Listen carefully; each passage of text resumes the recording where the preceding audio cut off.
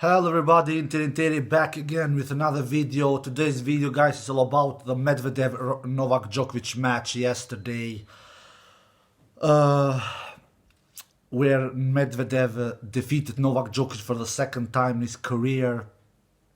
First time he defeated him was a couple of months ago in Monte Carlo in that quarterfinal, like we all remember.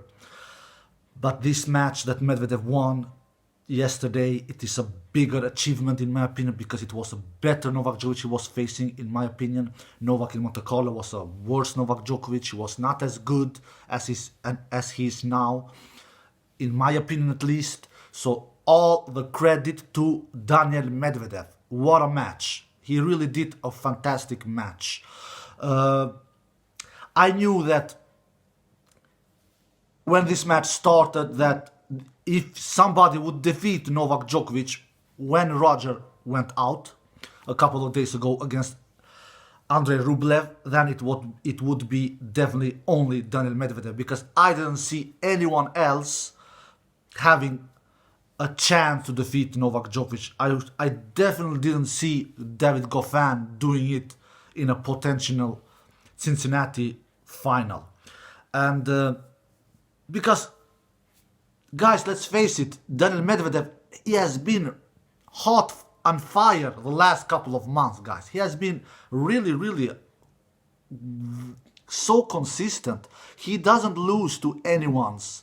He doesn't lose to regular players. He doesn't lose matches where he should won the matches. He wins when he is the favorite, which he is in most of the matches nowadays, besides when he faces Rafa, Roger and Novak, of course. When Medvedev is the favorite, he usually wins nowadays. He delivers. He really does.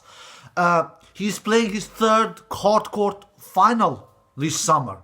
He played in Washington against Nick Kyrgios, lost there. It is not a shame to lose against Nick Kyrgios, because we all know that when you face Nick Kyrgios can take the racket out of your hand, and which Nick Kyrgios did in that match against Daniel Medvedev. And then he played against Rafa Nadal in Montreal last week. Rafa crushed him. He completely destroyed him. And I was pretty harsh against Daniel Medvedev after that final. And someone wrote to me, "Man, Inter, you are being too harsh. Daniel is a good player." Yeah, I know he's a good player, my friends. But when you lose 6-3, 6-0, I will be harsh. I will be harsh. You are a top 10 player, for God's sakes, and you shouldn't lose 6-3, 6-0. I'm not saying that it's a shame to lose against Rafa Nadal, because it isn't. It is Rafa Nadal we're talking about. But if you lose 6-3, 6-0, then I will be harsh. So when Daniel Medvedev was playing against Novak Djokovic, and when he lost that first set 6-3, I said to myself, all right, another journeyman like Nishikori, Tsitsipas, Zverev, etc.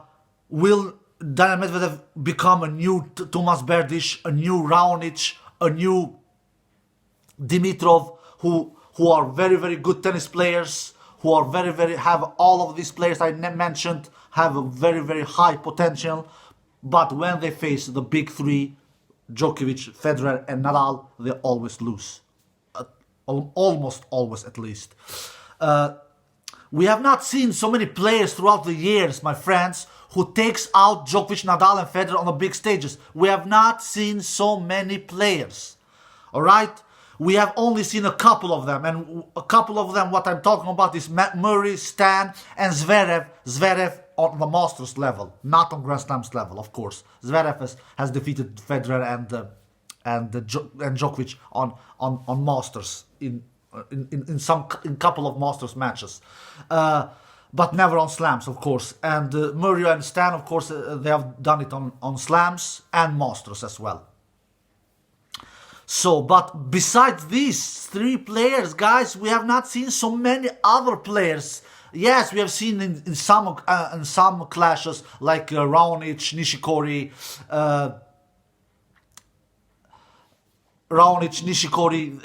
they have defeated Federer, Djokovic and Nadal in some encounters, in some slams. Djokovic, Nishikori, Novak one time, Nishikori, Novak one time, Raonic, Federer one time. But you are getting my point.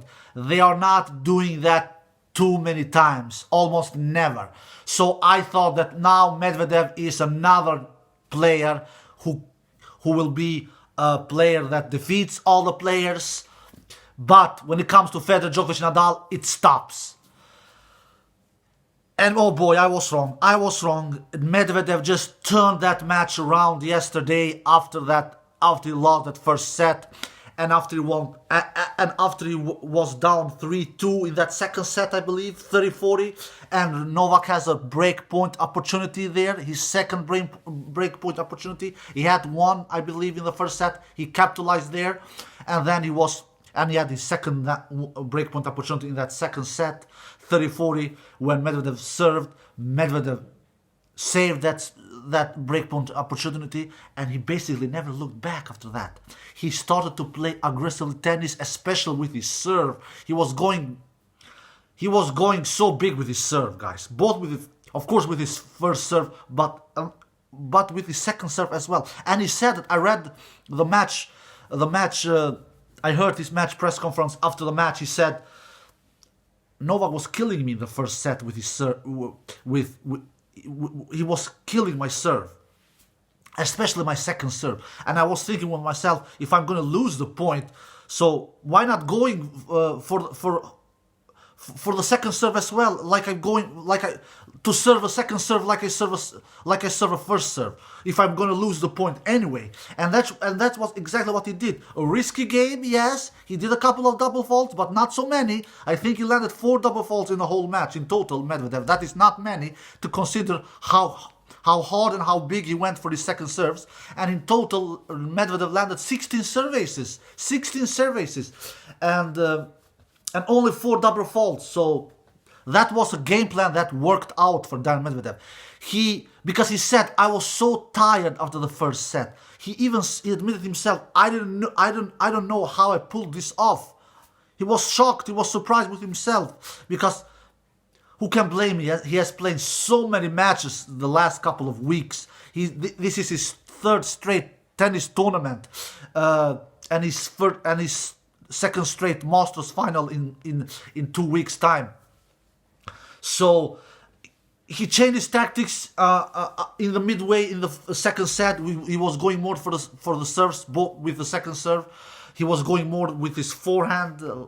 I believe he was going little more with his forehand. Djokovic didn't particularly do a bad match, to be quite honest with you, my friend. And Djokovic admitted himself after the match as well. He said, I didn't do a bad match. I was just running into a player who was playing so good and so consistent with not many errors. I think Medvedev did in the second set only 4 errors, my friends. Only 4, and he hit in the second set 14 winners. So you can clearly see that Djokovic didn't do a bad match in my opinion. I don't think that Djokovic was on top of his level. No, of course not. But I don't think that he did a bad match. In the first set, especially in the first set, Djokovic was ruthless. I think Djokovic only made 3 unforced errors in the first set. Yeah, in the second and third set, especially in the third set, Djokovic did little more errors, of course.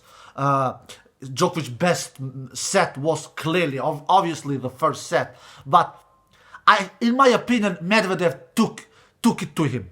He really took it to the Serbian, because the Serbian didn't give this match away. Medvedev, he took the match from Djokovic. He was the better player. He was the clutcher player. Medvedev had 3 breakpoint opportunities. He converted all of them. He was 100% in breakpoint opportunities. And Djokovic had 2 breakpoint opportunities. He converted 1 of them. So he was 50% on breakpoint opportunities, Djokovic. So, guys, we should not forget that when these top 10 players face each other, the difference is really not that big. It really isn't, especially if you show up like Medvedev did in this match. After that first set, not that Medvedev was bad in the first set either, because Djokovic was really ruthless in that first set. Like I said, he only did 3 unforced errors. But Medvedev, he showed up more in this match than what he did against Nadal last week. And it is with the matchup as well. I've said it before, and I've said it again. Medvedev is a running wall. If you don't hit through him, you will be in big trouble. And Djokovic is not that kind of player who hit through the court like Nadal and especially like Federer can do. And that's why the head-to-head between Federer and Medvedev is 3-0, my friends. Why? Because Federer is what does Federer best? Federer takes time away from his opponents. Nobody in the world takes time away from his opponents like Federer does, and that's why Federer is 3-0 in the head-to-head against Medvedev. And Nadal did the same against Medvedev in that Montreal final. Not that Medvedev was specifically good in that final.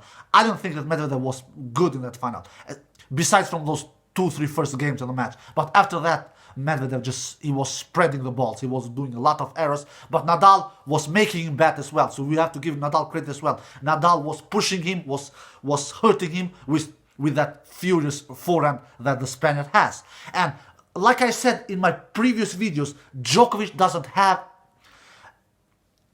is a complete player. Don't misunderstood me. He is a complete player. Everything he does it with great perfections. He has forehand, he has backhand, he has serve, he has returns, the greatest serve returns of all time, in my opinion. But Djokovic doesn't have a deadly lethal weapon like Rafa and Federer. For example, Federer and Rafa, they have their deadly lethal forehand. And Djokovic's forehand is good, is solid, is consistent. He doesn't do a lot of errors with that. But he doesn't hit through the court with that forehand like Nadal and Federer does. And when you don't hit through the court with your specific shot, with your specific arsenal, then you will be in trouble against a player like Medvedev, because Medvedev, he is so solid from the baseline. Like I've said in my previous videos, Medvedev is a version of David Ferrer. And David Ferrer, we all know that he was not easy to face, my friends. And we all know that David Ferrer had a tremendous good tennis career. He won over 20 tournaments in his career. David Ferrer. And Medvedev is a new version of David Ferrer, a modern version of David Ferrer with a bigger serve. In my opinion, Medvedev has a bigger serve than David Ferrer. But every other part in the game, it is similar to David Ferrer. Medvedev with David Ferrer, in my opinion, but his serve is much bigger than David Ferrer. So, if you and what did Roger Federer do against David Ferrer? David Ferrer never defeated Roger Federer. I think Roger Federer defeated David Ferrer 16, 17 or 18 times, something like that. David Ferrer never defeated Roger Federer. And so a player like Medvedev will give Novak Djokovic trouble. We saw that already in Australian Open, actually, where Daniel Medvedev, he took 1 set from Novak Djokovic in that Australian Open encounter 8 months ago. So Novak won that 4 sets. And in Monte Carlo, Daniel Medvedev won in 3 sets. And now he's defeating Novak Djokovic for the second time. So now it is 3-2 on the head-to-head for Novak Djokovic. But the credit should go most to Daniel Medvedev. He did really a good performance. He served big, especially with his second serve. He was going big with his second serve. He was taking risks, and it paid off. It paid off, my friends. He took the match. Djokovic didn't give him the match. Djokovic was not at his absolute best, but Daniel Medvedev, in the end of the day, he was a better player. He was a more clutch player. He, like I said, 100% on breakpoint conversions, and Novak 50%. 50 is not bad, absolutely not, but 100, it is perfect. So a very, very deserved winner.